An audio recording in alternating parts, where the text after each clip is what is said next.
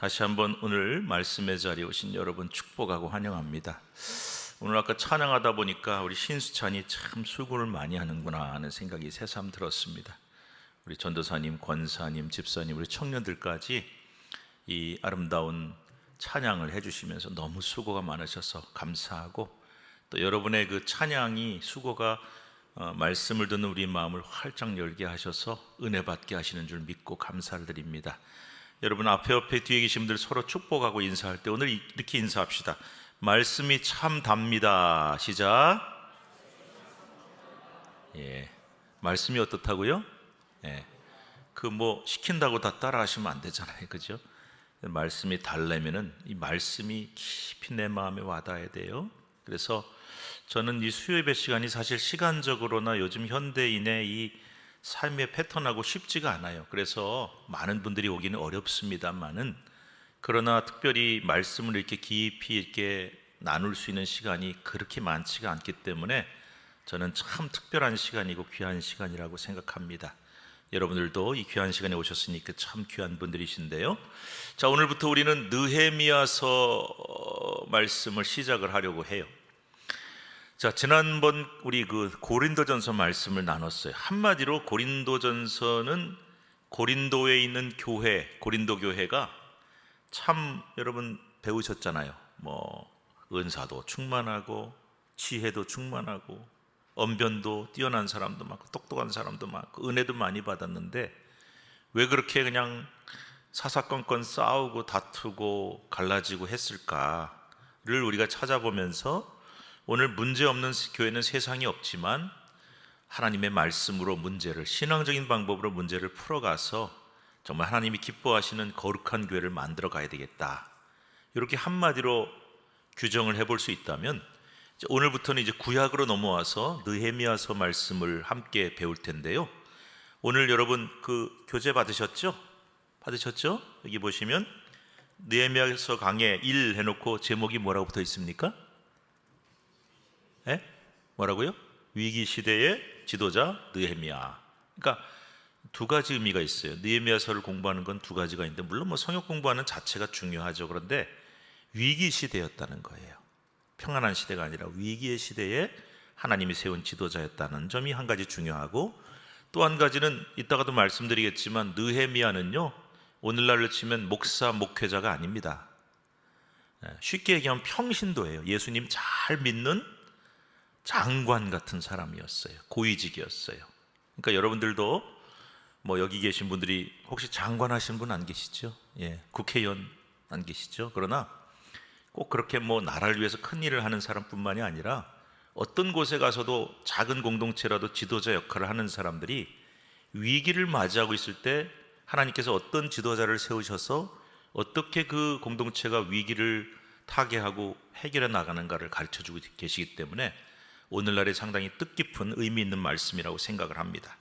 자, 여러분 그 리더십이란 말 참 많이 써요. 요즘에 우리 교회에서도 참 많이 쓰는데, 리더십 중에서 보면은 이 위기 시대의 리더십이 있어요. 지도자성이 있어요. 그리고 평화 시의 지도자상 리더십이 있어요.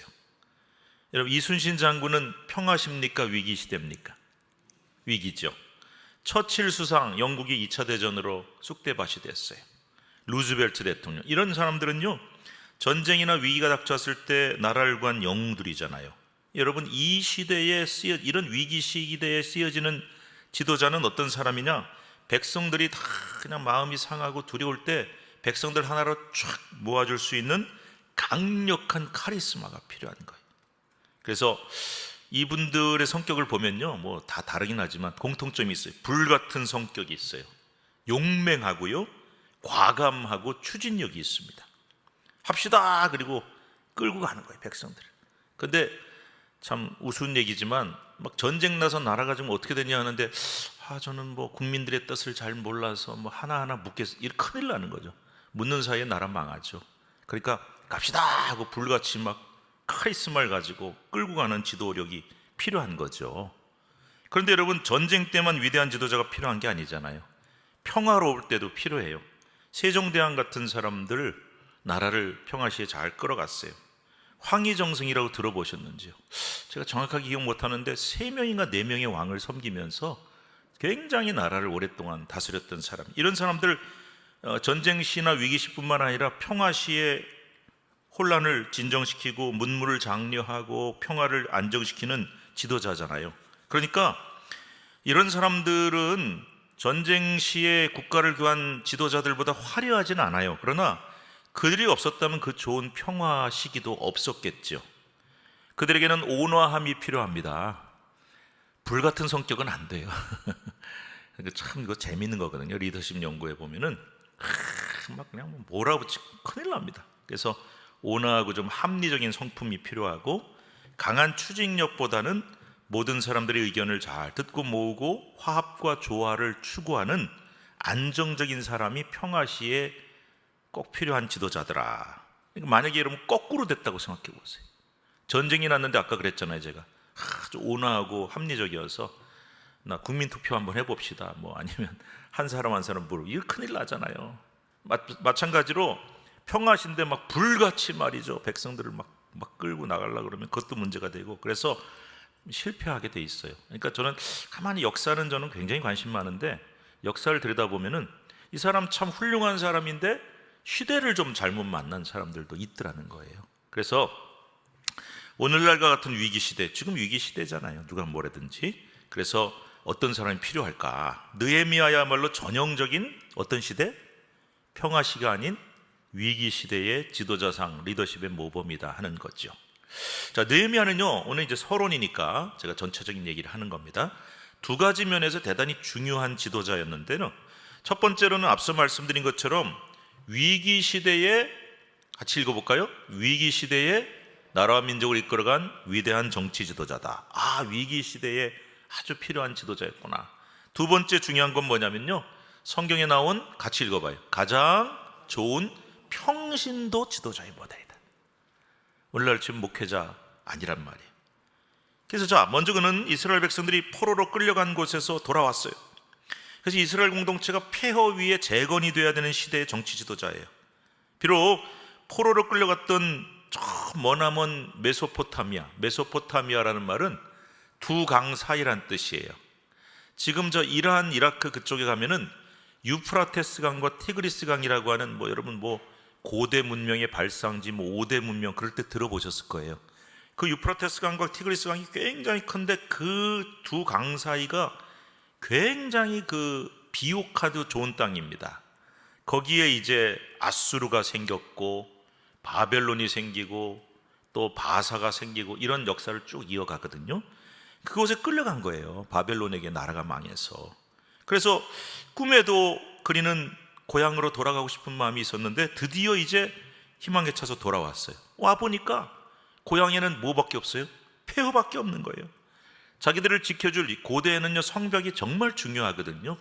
성벽도 없지. 그 다음에 가장 신앙의 중심이 되고 지주되는 성전도 없어요. 물론 이제 성전은 먼저 재건이 되지만은 불타 없어졌어요. 먹고 살 일도 막막하고 총체적인 위기, 영적, 정신적, 경제적, 정치적 위기. 요즘 이제 나라 걱정하는 분들이 이런 말 많이 해요. 총체적인 위기다, 영적인 위기가 왔다, 도덕적인 위기다, 정신적인 위기다. 먹고 살기 너무 힘들어요. 경제적인 위기다, 정치적 위기다, 외교, 이거 총체적인 위기잖아요. 그런 상황이었던 거예요. 그래서 하나님이 이스라엘 백성들을 위해서 느헤미야라고 하는 이 위기 시대의 위대한 지도자를 세워주신 거예요. 또한 느헤미야는 에스라와 더불어 이스라엘 공동체를 이끌어간 평신도 지도자였다. 느헤미야, 에스라는 같이 가는 거예요. 느헤미야하고 누가 같이 간다고요? 에스라, 같이 가는 거예요. 그래서 에스라는 똑같은 시대에 거의 비슷한 시대에 활동했는데 에스라는 어떤 사람이야? 요즘으로 치면은 하나님의 말씀인 율법을 근거해서 무너진 이스라엘 공동체를 영적으로 재건해간 영적 지도자였다.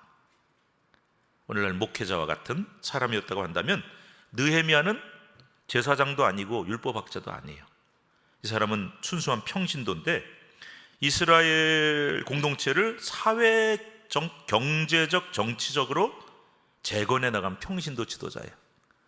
자, 여러분께 한번 묻겠습니다. 둘 중에 누가 더 중요할까요? 저는 결코 어려운 질문 하지 않으니까 너무 고민 많이 안 하셔도 됩니다. 둘 중에 누가 더 중요할까요? 제가 이런 질문할 때는 늘 답이 같거든요. 둘 다 필요하다. 둘 다 필요하다. 그래서 영적인 재건을 하는 영적 지도자도 필요하고, 정치, 경제, 사회적으로 사회를 재건해갈, 공동체를 재건할 평신도 지도자도 필요하다. 그래서요, 에스라 느헤미야를 어떻게 부를 수 있냐면은 성경에 나오는 가장 환상적인 듀엣이다. 듀엣이란 말 아시죠? 노래를 둘이 같이. 제가 이제 그 TV에서 하는 무슨 노래 경연 오디션 프로그램 가끔 보면은 그 진행을 또 그렇게 해요. 혼자 불러보게 한 다음에 또 그 중에 이제 합격한 사람이 있으면 또 경선도 시키고 경쟁도 시키고 둘씩 짝을 짓는데, 제가 가만히 보니까 그 둘이 똑같지가 않은 거예요. 그래서 곡 선정할 때도 서로 이제 막 의견이 좀 충돌되기도 해요. 그리고 여러분, 노래라는 게 둘이 똑같이 부를 수는 없잖아요. 그러니까 한 사람은 이제 멜로디를 하면 한 사람은 화음을 넣고 이렇게 해야 되잖아요. 거기에 조화를 딱 이루어야 되는데, 아이 내가 멜로디 할 거야, 내가 난 노래 막 하고 싶어, 너 화음 넣어. 그런데 난 안 할 거야. 그러면 이제 그건 끝나는 거예요. 그래서 듀엣이라는 건요, 진짜 환상적으로 짝이 맞아야 되거든요. 그래서 에스라 없는 느헤미야는 존재할 수 없었습니다. 느헤미야 없는 에스라도 존재할 수 없었습니다. 그들은 다 위대한 지도자였지만 따로 활동했다면 아마 위대한 이스라엘 공동체 재건은 불가능했겠죠. 영적 지도자와 정치 지도자가 환상의 호흡을 맞춰서 두 사람이 함께 갔기 때문에 황폐화되고 자칫 사라져버릴 만한 민족 공동체, 이스라엘의 그 큰 위기 속에서도 영적 공동체가 재건될 수 있었다 하는 것을 아마 느헤미야서, 에스라서를 읽으면서 가장 중요한 주제로 생각하시면 될 것 같아요. 듀엣이, 하나님이 듀엣을 만나게 하셨구나. 그래서 여러분, 히브리어 성경이 있거든요. 우리가 가지고 있는 성경은 지금 총 몇 권이죠? 이렇게 물어보면 어떤 분이 한 권인데요. 그럼 뭐 맞아요. 근데 그 권이 아니라 성경 책이 몇 권이냐 했을 때 66권이에요. 구약이 39권, 신약이 27권. 그래서 39, 27 이렇게 외우시면 되는데, 히브리어 성경은 권수가 달라요. 근데 그 중에 하나가 뭐냐면은 느헤미야, 에스라가 같은 책이에요. 한 권이에요, 한 권. 느헤미야, 에스라가 한 권이라니까요. 그 정도로 이 느헤미야와 에스라, 그리고 느헤미야서와 에스라서는 뗄래야 뗄 수 없는 관계. 그래서 여러분 꼭 느헤미야서 읽을 때 에스라서와 함께 읽으셔야 돼요. 그래서 이번에 이제 우리가 느헤미야 공부하는데 저는 항상 숙제를 내드리는 것만 검사를 할 수 있는 상황은 아니니까 그냥 하시면 제일 좋아요. 에스라서도 좀 같이 읽기를 부탁하고, 에스라 없는 느헤미야 없고 느헤미야 없는 에스라 없다. 책의 문학적이고 신학적인 특색도 그렇지만 두 사람 관계도 그래요. 다시 말씀드릴까요? 에스라는 위기시대의 탁월한 영적 지도자였다. 느헤미야는 위기시대의 탁월한 세속적 평신도 지도자였다. 우리나라에 지금 이 두 종류의 지도자가 꼭 필요합니다. 어느 한쪽만 탁월하다고 한다면 세상의 문제가 해결되는 게 아니라 둘 다 있어야 돼요. 둘 다 탁월하고 조화를 이루어야 돼요. 여러분, 우리나라에는요, 에스라 같은 영적 지도자가 꼭 세워져야 됩니다. 왜? 지금 우리나라가 영적 위기 시대예요. 그래서 제가 뭐가 위기다, 뭐가 문제다 이런 얘기 구구절절 안 할게요. 그래서 한국 교회를 진정 영적으로 갱신하고 재건할 만한 위대한 영적 지도자가 꼭 필요하죠. 근데 여러분, 뭘로 영적 지도자가 우리나라를 영적으로 재건할 수 있을까요? 방법은 하나밖에 없어요. 에스라처럼 말씀으로 하는 수밖에 없어요. 여러분, 에스라서 읽어보세요. 에스라가 학사하고 율법학자였는데요, 선지자이기도 제사장이기도 했는데, 이 사람이 돌아와서 하나님의 율법 말씀을 읽어요. 성도들한테 읽어주고 백성들한테 읽어주면서 거기서 회개 운동이 일어나고 부흥이 일어나요. 말씀으로 세워야 됩니다. 교회도 말씀 위에 세워져야 되고, 가정도 말씀 위에 세워져야 되고, 나라도 말씀 위에 세워져야 되기 때문에 하나님의 말씀 운동으로만 우리나라가 영적 재건이 가능하다. 또 이런 영적 지도자만 있으면 되는 게 아니라 느헤미야 같이 영적으로 무장한 좋은 크리스찬 지도자들, 세속 지도자들이 꼭 필요하다. 여러분, 저는요, 기도 제목 중에 하나가 크리스찬 중에서 좋은 정치인이 나오게 달라고. 근데 목사님, 우리 국회의원 중에도 크리스찬들 꽤 많던데요? 고개가 갸우통해지죠. 좀 진짜 정말 제대로 된 정치인, 아니다, 거꾸로 얘기해야 될 것 같은데, 제대로 된 크리스찬이 좀 정치인이 되면 좋겠다.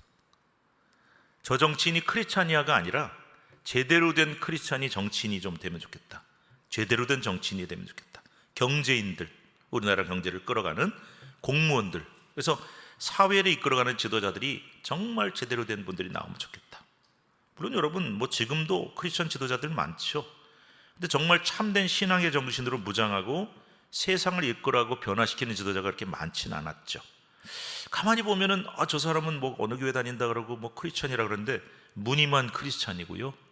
교회에서는 직분 뭐 장로라 그러고 권사라 그러고 크리스천이라고 그러는데, 집사라 그러는데, 교회에서만 크리스천이고 교회에서만 직분 가지고 있지, 오히려 그들이 하는 사회 밖에서 활동 보면 정치판이라든지 기업이나 부처에서는 크리스천이 아니더라는 거예요. 그래서 지금 오히려 세상 사람들이 나 크리스천이에요 그래도 그러세요 하고 좋게 보는 게 아니라 더 이상하게 보는 그런 상황이 됐어요. 그래서 여러분, 지금 우리나라에는, 이 땅에는 그 시대나 마찬가지로 좋은 에스라도 필요하고 누구도 필요하다? 느헤미야도 꼭 있어야 된다. 자, 이제 오늘부터 우리가 느헤미야서를 공부할 텐데, 우리가 이런 생각을 해봤으면 좋겠어요. 오늘날 이 땅에 필요한 느헤미야가 누굴까? 이 나라를 영적으로 변화시키고 갱신시키고 무너진 사회를 재건할 참다운 크리스찬 평신도 지도자는 누굴까? 자, 그렇다면 내가 그런 사람이 되어야 되지 않겠는가? 혹은 내 자녀나 우리 성도들 중에 그런 사람 나와야 되지 않겠는가? 특히 교회에 탁월한 영적 지도자도 필요하지만 참된 신앙과 용기와 지혜를 겸한 탁월한 크리스찬 평신도 지도자가 꼭 나와야 된다. 그래야 세상이 변하고 문제가 해결된다. 그래서 여러분, 저는요, 믿음이 좋은 크리스찬들이 다 신학교 안 가면 좋겠어요. 요즘 신학교를 물론 많이 안 가서 문제지만 저가 신학교 갈 때만 해도요, 뭐 신촌교회도 마찬가지겠지만 저희 모교회에서 뭐 그렇게 큰 대단한 교회가 아닌데 한 몇 년 사이에 진짜 신학교 많이 가면 목사가 많이 됐거든요. 자랑스러운 일이죠. 근데 좀 믿음 생활 열심히 하는 사람을 다 신학교 가서 목사 되면은 안 된다고 생각해요. 어떻게 돼야 되냐? 자꾸 세상으로 내보내야 돼요. 가라.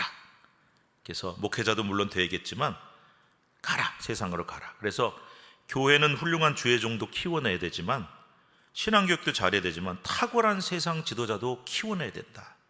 그래서 우리는 성경을 공부만 하지 말고 이런 간절한 마음을 가지고 간절히 기도해서 정말 결단하면서 하나님, 우리 교회가 지금 이제 이미 그런 분들도 계시겠지만 우리 교회에서 자라나는 다음 세대가 정말 탁월한 세상적 지도자들이 나올 수 있도록 그렇게 기도하시면서 이 말씀을 같이 공부하면 좋겠습니다. 자, 느헤미야서 개론으로 들어가 봅니다. 먼저 1번, 느헤미야의 프로필이 어떤 사람인가 한번 살펴볼게요. 자, 여러분 교재 보시면은 1하고 이름 뜻이라고 나와 있죠. 그 성경에 나오는 이름은 다 뜻이 있어요. 그래서 느헤미야는 히브리 말로 제가 그대로 읽어보면 느헤무야 이렇게 읽을 수 있어요. 그런데 뜻이 뭐냐? 성경에 나온 이름 중에 여, 이자가 붙으면요, 이건 다 여호와라는 뜻이에요. 야훼 그런 뜻이에요. 그래서 느헤무야는 여호와께서 위로하셨다라는 뜻을 갖고 있어요. 근데 그 당시에는 되게 흔했던 이름이래요. 느헤미야 그러면 여러 사람이 돌아보는 거죠. 그래서 그 느헤미야의 축약형, 줄여 부르는 거를 나훔이라고 불러요. 나훔 아시죠? 나훔 선지자. 이런 경우가 종종 있는데 여호수아라는 이름이 있는데 축약형이 예수아예요. 예수아. 그리고 헬라식으로 쓰면 예수예요. 처음 들으신 분 계실걸요? 여호수아하고 예수가 같은 이름이에요. 히브리식, 헬라식. 그래서 그 당시에 여호수아, 예수아, 예수란 이름이 굉장히 많았습니다. 그래서 예수님이 우리를 구원하셨다 그러면 사람들이 물어봐요. 어디 있는 예수? 한둘이냐 예수가? 그러면 나사렛 예수 그러면 목수 아들 이렇게 나오는 거예요. 그래서 굉장히 흔한 이름이었고 뜻은 여호와께서 위로하셨다. 두 번째, 가문과 배경 자세히 안 나와요. 1장 1절에 하갈의 아들이다 이렇게만 나와 있어요. 짧아요. 성경에 보시면요, 어떤 인물을 설명할 때 의외로 좀 자세히 설명하는 사람이 있는가 하면 이렇게 되게 짧은 사람도 있어요. 느헤미야나 아버지 하갈에 대해서는 다른 건 알려진 바가 없습니다. 어떤 책에 보면은 느헤미야와 아버지 하갈야가 유다 지파라고 하는 사람들도 있지만 성경적인 근거는 없습니다. 세 번째, 직업 대단히 중요하죠. 느헤미야 직업이 뭐냐? 이게 되게 중요한 거예요. 공식 직함, 명함에다 딱 써갖고 다니는 거 뭐냐면 거기 성경에 나와 있거든요. 수산궁에서 아닥사스다 왕의 술 맡은 관원이었다. 줄여서 수산궁의 술관원이었다로 돼 있어요. 지금은 이런 직책이 없죠. 여러분 혹시 뭐 우리 정부의 술부 장관 이런 건 없잖아요. 그러니까 지금은 없죠. 뭐 대통령실에 술 담당 비서관 이런 거 없잖아요. 근데 고대에는 이게 다 있었어요. 왜냐하면은 그 술 맡은 관원이 굉장히 중요한 사람. 자, 뭐 여러분 아시는 것처럼 요셉이 감옥에 갔잖아요. 보디바라의 아내 모함을 받아서 갔는데 그 감옥에서 누구 둘을 만나요? 고위 공직자를 만난 거예요. 한 사람은 떡 맡은 관원이고 한 사람은 바로의 술 맡은 관원이었어요. 근데 이제 꿈을 해몽해줘서 떡 맡은 관원은 불행하게 끝나고 술 맡은 관원은 복직이 돼가지고 이 술 맡은 관원이 복직이 된 다음에 까맣게 잊어버리고 있다가 바로가 나 이상한 꿈을 꿨는데 좀 해몽할 사람, 그때 생각이 났어요. 참 사람 웃기죠. 그렇게 큰 은혜를 받아놓고 또 까맣게 잊어버리고 있네. 그러다 또 생각이 나서 다행이죠. 그래서 요셉이 어쨌든 총리 대신이 된 것도 술 맡은 관원이 공이 있어요. 여러분 술관원 그러면은 제가 이제 성도들한테 물어봤습니다. 술관원이 오늘날로 치면 누굴까요? 그렇게 물어보면은 어떤 분이 그러더라고요. 술상무요. 그러더라고요. 제가 술상무가 뭔데요? 그랬더니 지금은 그런 사람들이 있는지 모르겠는데 옛날에 이렇게 비즈니스 하다 보면 술 대접 많이 하고 막 뭐 어디 가서 2차, 3차 대접할 때 그거 맡은 사람 그렇게 부른대요. 그건 아니고요. 그건 아니고 술관원은 굉장히 높은 지위입니다. 자, 술관원이 하는 일이 뭐냐? 왕이 여러분 늘 밥상 받잖아요. 왕 밥상에 뭐 반찬이 3개만 있겠습니까? 떡 벌어진 큰 진수성찬 받죠. 거기에 꼭 포도주나 술이 들어가는데 그 포도주나 음료를 준비하고 제공하는 일을 하는 사람이 술관원이에요. 근데 이 사람이 왕에게 직접 이렇게 따라드려요. 따라드려요. 근데 그것뿐만이 아니라 우리나라도 그렇지만 고대 왕궁에서 제일 흔한 암살 방법이 뭐였냐? 왕을 죽여야겠다 할 때 제일 흔한 게 뭐였나? 독살입니다. 독을 타서 죽이는 거죠. 그래서 우리나라는 어떤 사람이 있었죠? 여러분 사극 좋아하시나요? 상궁 이런 사람들이 미리 왕이 먹을 음식을 먹어봐요. 건방지게 왕이 먹을 걸 먼저 먹어.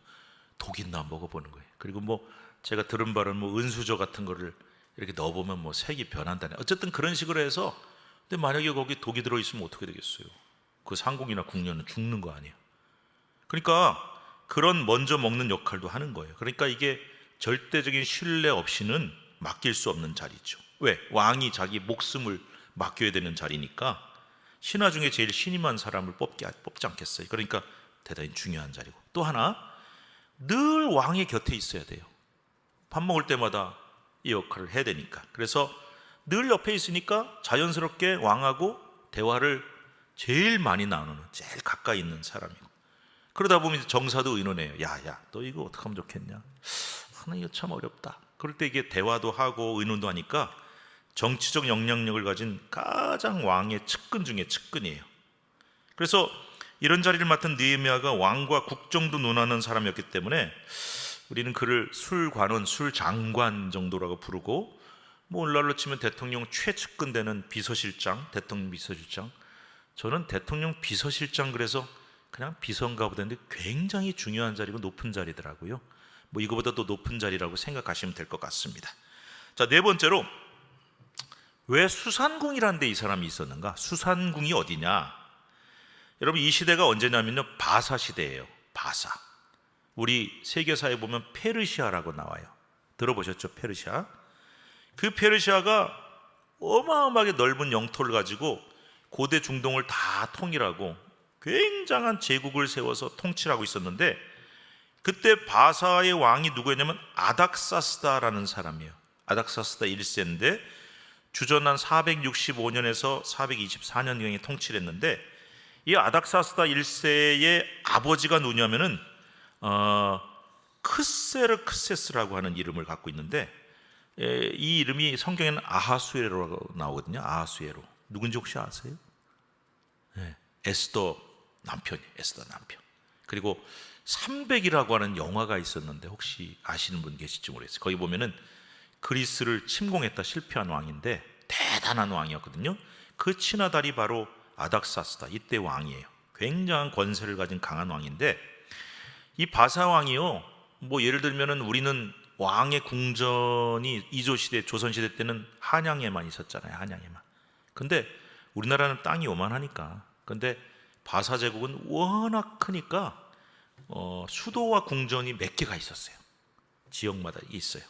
그 중에 이 수사는 겨울 수도였대요.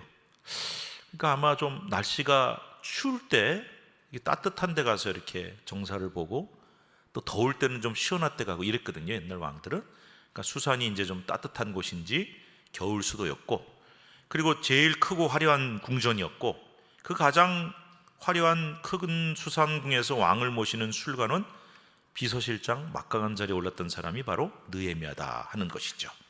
자, 마지막으로 이 느헤미야는 대단히 입지적인 인물이었다 하는 것을 알 수 있어요. 자, 느헤미야는 유대인입니다. 근데 유대인이 어떻게 왕의 곁에서 이런 막강한 일을 수행하는 비서실장 위치까지 올랐을까? 이거 좀 궁금하죠. 유다 왕국이 바벨론에게 멸망당한 게 주전 587년 혹은 586년입니다. 아닥사스다 왕이 통치한 게 주전 465년에서 424년입니다. 느헤미야가 유대의 총독으로 임명된 것이 주전 445년으로 봅니다. 그러므로 느헤미야는 유다가 멸망한 지 한 141년 정도 지나서 총독이 된 거예요.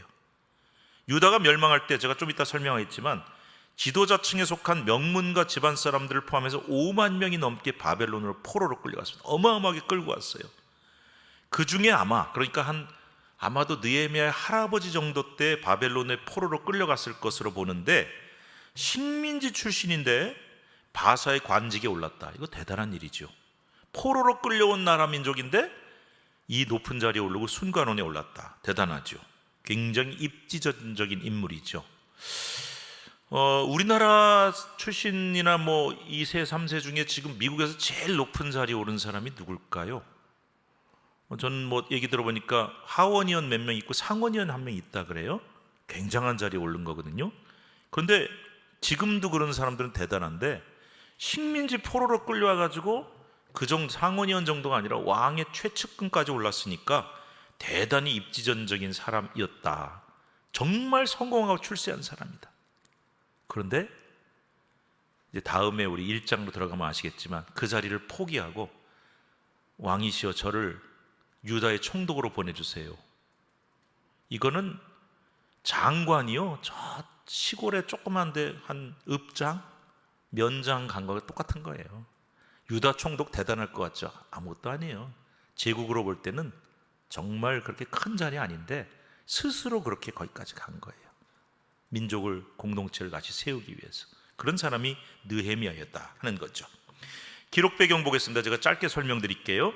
여러분, 우리가 이제 성경을 좀 알아야 되니까 이스라엘 포로기 역사를 보면요, 바벨론에 포로로 끌려갔다. 이걸 이제 한자로 포수라고 불러요. 포수. 이게 좀 어려운 한자인데, 포로로 끌려갔다.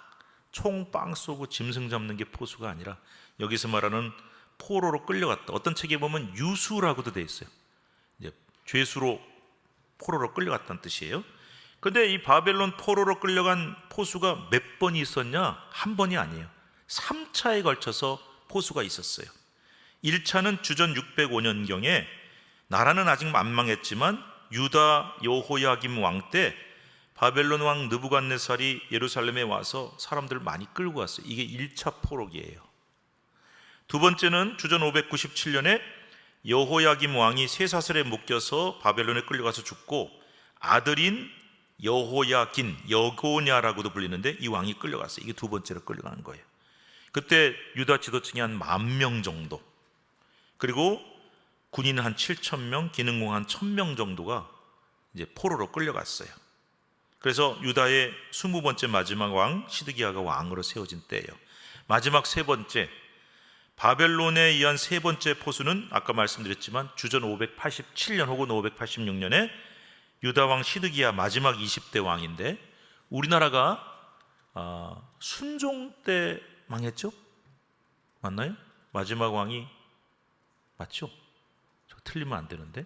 그래서 그렇게 마지막 왕이 됐던 것처럼 시드기야 때 바벨론 군대가 쳐들어와서 예루살렘을 완전히 함락을 시키고 불지르고 성벽도 헐어버리고 성전도 다 무너지고 성전에 있는 모든 기물과 이거를 다 뜯어가지고 약탈해서 가져가고 수많은 사람 죽이고, 시드기야 마지막 20번째 왕은 아들들 앞에서 눈을 뽑아버리고요, 끌고 가고, 그래서 하층민만 남겨놓고 지도층들은 다 끌고 가는. 왜냐하면 이제 똑똑한 애들 남겨놓으면 또 언제 반란 일으킬지 모르니까 이게 이제 나라가 완전히 망한 거죠. 이제 우리나라하고 참 비교를 해볼 만한데, 우리나라가 일제에 의해서 망했잖아요. 1900 몇 년이죠? 10년인가요?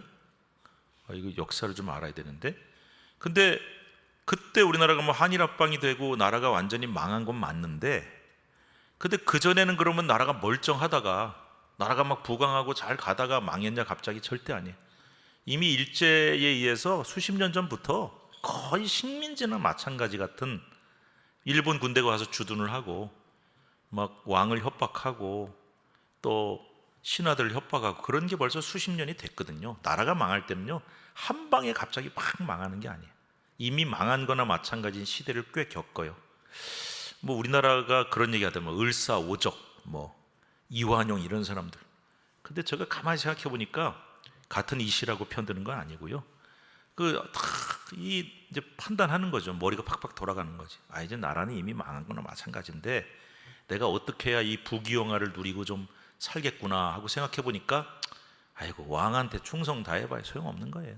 이제 일본한테 망할 테니까 저기 빌붙어서 잘 먹고 잘 살자, 뜻대로 됐죠. 그런 배신자들도 나오거든요. 그러니까 여러분, 이때도 이제 한꺼번에 나라가 망한 게 아니라 주전 587년에 완전히 망하기 전에 거의 망한 거나 마찬가지였고, 그 앞에 이미 2번이나 포로로 끌려갔던 것이 있었음을 성경이 기록하고 있다. 3번에 걸쳐서 포로로 끌려갔다. 그리고 4번째로요, 바벨론이 포로로 끌고 갔는데 바벨론이 망했네. 그리고 바벨론의 뒤를 이어서 그 제국을 통일한 사람이 바사, 페르시아예요. 그래서 주전 539년에 바사왕 고레스, 우리 역사에는 키루스라고 나오는데, 이 사람에 의해서 바벨론이 함락이 되고 바사가 세워져요. 자, 마지막 포로 귀환. 바사 제국이 시작이 되고, 이 배경이 된 게 뭐냐면 주전 538년에 고레스 칙령이란 걸 고레스 왕이 내려요. 이게 뭐냐면은 우리 제국에 지금 포로로 각국에서 끌려와 있는 사람들 다 고향으로 돌아가라. 가서 각자 섬기던 신 섬겨라. 그래서 이때 어쨌든 이스라엘 백성들이 귀환을 해서 돌아올 수가 있었던 거죠. 그래서 구약에 보면은 이 고레스를 마치 메시아처럼 이렇게 설명을 해요. 이 사람은 하나님을 알지 못하던 사람인데요, 그 칙령 때문에 다 돌아오게 됐거든요. 그래서 가만히 보면 이제 그 정책이 달라요. 제가 뭐 역사를 짧게만 설명하면은, 고대 중동을 최초로 통일한 나라는 아시리아인데, 여기는 강력한 어떤 억압 정책이에요. 그래서 이 사람들은요, 예를 들어서 유대에 쳐들어왔어요. 딱 포위를 하고 좋은 말로 할 때 항복해라. 항복하면 다 노예로 팔아요. 근데 항복 안 하면요, 다 죽여요. 그래서 뭐 그 역사에 보면 끔찍한 것도 있어요. 사람을 그냥 안 죽여요. 그냥 강단에서 얘기하기가 참 그렇지만 산채로 막 껍질을 벗겼다 뭐 이런 얘기도 나오고, 기름이 펄펄 끓는 데다가 사람을 넣어서 죽이고 뭐 이런 식으로 해서 공포 정치를 했어요.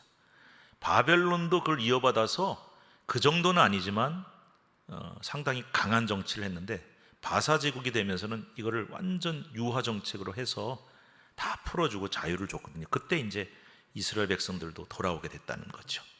자, 그러면 포로 귀환은 또 몇 번에 걸쳐서 이루어졌냐?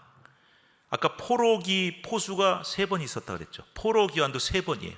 한 번에 다 돌아온 게 아니고 첫 번째는 아까 얘기한 고레스 원년 538년에 누가 돌아왔냐? 유대 총독인 수룹바벨이라고 하는 사람을 바사왕이 유대인인데 총독으로 보낸 거예요. 야, 너 거기 가서 통치해. 이제 우리나라로 치어봅시다. 일제시대 때 조선 총독부가 있었어요. 조선 총독으로 우리나라 사람을 보내가지고 거기를 통치해라. 그래서 똑같이 마찬가지로 그런 일은 우리나라는 없었지만 스룹바벨이 총독으로 왔고, 그때 또 제사장은 누구냐? 예수아라고 하는 제사장이 있었어요. 그래서 한 5만 명 정도가 귀환을 하고 이때 예루살렘 성전을 재건합니다. 자, 다시 한번 돌아가 봅시다. 예루살렘 성전은 1차 성전이 있어요. 제일 처음 세워진 성전 누가 세웠게요? 여러분 맨날 듣던 얘기인데 누가 성전 처음 세웠죠? 솔로몬이 세웠어요. 그래서 솔로몬 성전이라고 불러요. 솔로몬 성전이 이 바벨론에게 다 불타고 망가졌고 무너졌을 때 이 스룹바벨이 돌아와서 2차 성전을 재건합니다. 이걸 스룹바벨 성전이라고 부릅니다. 이런 식으로 이제 성전이 계속 재건이 됐어요. 그래서 이때 예루살렘 성전은 이미 먼저 재건이 됐다. 자, 기억하세요. 성전이 먼저 재건됐냐? 성벽이 먼저 재건됐냐? 성전이 먼저 재건됐습니다. 1차 포로기환 때. 2차 포로기환 때는 아닥사스다 1년 7년, 한 주전 1세 7년, 약 주전 후 458년에 학사 겸 제사장인 에스라가 먼저 사람들을 데리고 돌아와서 에스라가 먼저 왔구나. 3차 포로기환은 아닥사스다 1세 20년, 주전 445년에 총독 느헤미야가 또 데리고 와요. 그래서 3차에 걸쳐 이루어졌고, 2차에 먼저 와 있었던 학사 에스라와 3차에 돌아왔던 총독 느헤미야가 힘을 합해서 이스라엘 민족을 재건했다. 이렇게 하시면 되겠고요. 남은 내용 빨리 진행하겠습니다. 느헤미야서 저자가 누구냐? 몰라요. 느헤미야서 누가 썼는지 몰라요. 그래서 학자들은 에스라가 썼다. 학자고 제사장이니까 그렇게 얘기하는 사람들이 있어요. 에스라서하고 비슷한 점이 많으니까. 그런데 그거보다는 느헤미야가 직접 썼다고 봅니다. 여러분, 느헤미야서 그런다고 무조건 느헤미야가 쓴 거 아니에요? 그래서 성경 이름을 그렇게 오해하지 마시고, 느헤미야서를 읽어보면요, 화법이 1인칭이에요.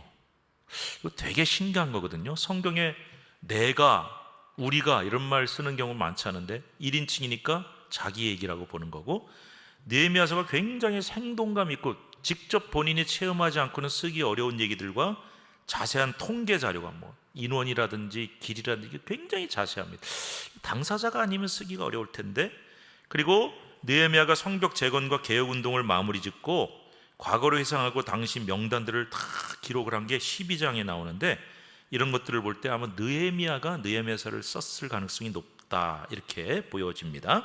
자, 마지막으로 네 번째 느헤미야서의 주제를 보겠습니다. 5번이 남았네요. 주제, 이것만 오늘 공부하면 제일 중요한 걸 말씀드릴 것 같아요.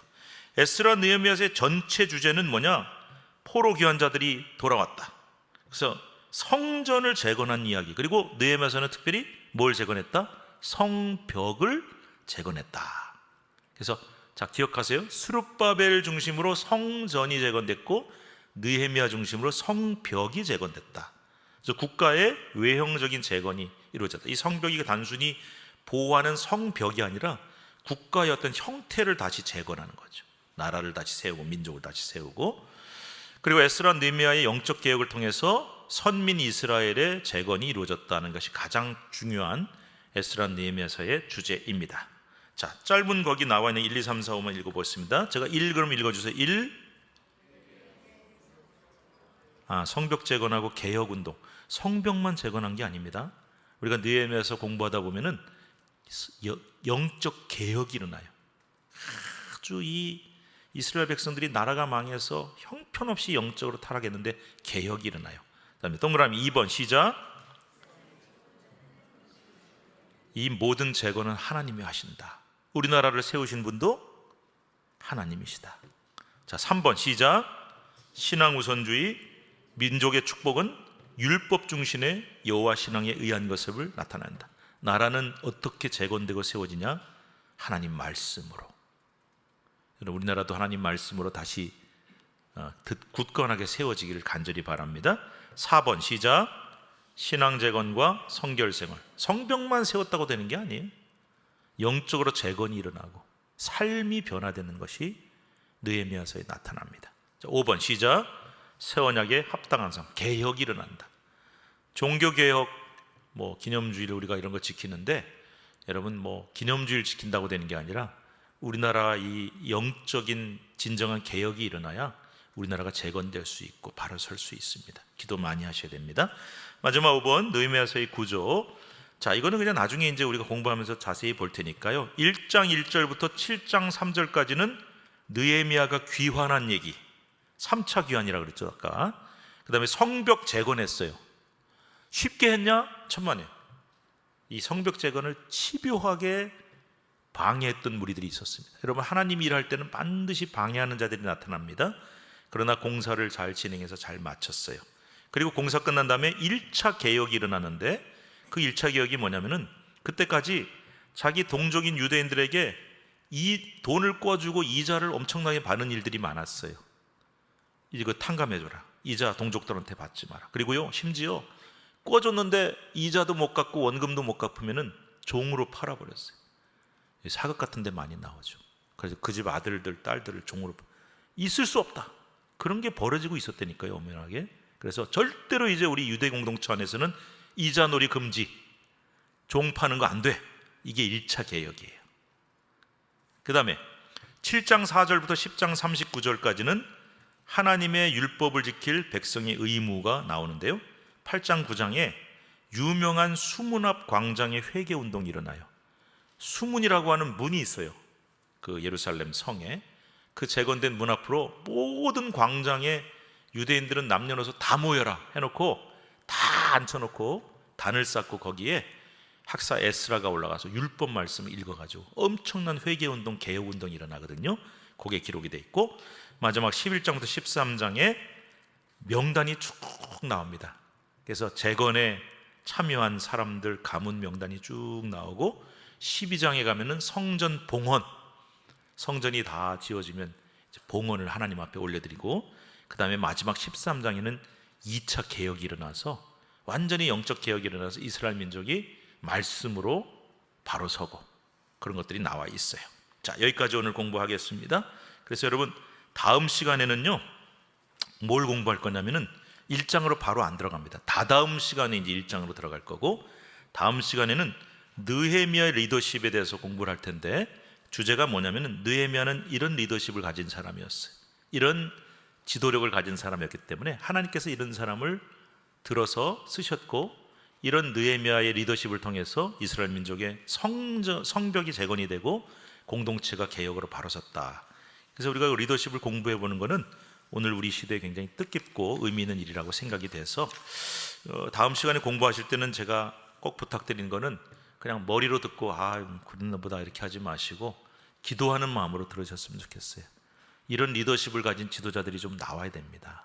그래서 하나님, 우리나라에, 우리 민족에 느헤미야와 같은 리더십을 가진 그런 지도자가 세워지게 해주세요 하고 기도하는 마음으로 다음 시간에 말씀을 들으시면 되겠습니다. 자, 여러분, 어쨌든 우리가 말씀 배우는 시간이니까 이 수요일마다 느헤미야서를 이제 쭉 공부해 갈 때 하나님께서 우리에게 많은 깨달음을 주시고, 지식뿐만 아니라 또 영적으로도 많은 깨달음을 주셔서 나라 민족을 위해 기도하는 마음, 또 교회를 위해서도 기도하는 마음으로 함께 기대감을 가지고 우리 느헤미야서를 공부해 가면 좋겠습니다. 자, 이제 잠깐 기도하고요, 우리 기도하는 시간 갖도록 하겠습니다. 기도합시다. 하나님, 오늘 느헤미야서 첫 시간으로 우리 느헤미야서 전체 개론을 함께 공부했습니다. 하나님, 대단히 지식적인 내용도 많지만 그저 머리로 지식을 듣고 공부하는 것으로 마치지 말게 하시고, 느헤미야서를 통해서 하나님이 이 위기 시대, 나라가 망한 이후에 나라를 재건하고 성벽을 재건하는, 영적으로 재건하는 이 일에 쓰셨던 느헤미야, 그의 모습을 보며 오늘 나도 느헤미야 같은 사람으로 주님께 쓰임 받게 하시고, 또 우리 교회를 통해서 느헤미야와 같은 귀한 지도자들이, 특별히 이 나라를 끌어갈 정치 지도자, 경제 지도자, 기업인들, 공무원들, 공직자들 등등 많은 믿음의 귀한 평신도 지도자들이 나올 수 있도록 도와주시옵소서. 우리의 다음 세대와 우리 자녀들 위해 기도합니다. 주여, 그저 공부 잘해서 좋은 학교 가고 좋은 직장 가고 출세하고 성공하게 해달라는 기도로만 마치지 말게 하시고, 우리 자녀와 자녀손들 다음 세대를 위해 기도할 때 그들 가운데 느헤미야와 같은 지도자가 나오게 해달라는 기도의 마음으로 이 말씀 배워갈 수 있도록 도와주시옵소서. 예수님의 이름으로 기도 드리옵나이다. 아멘.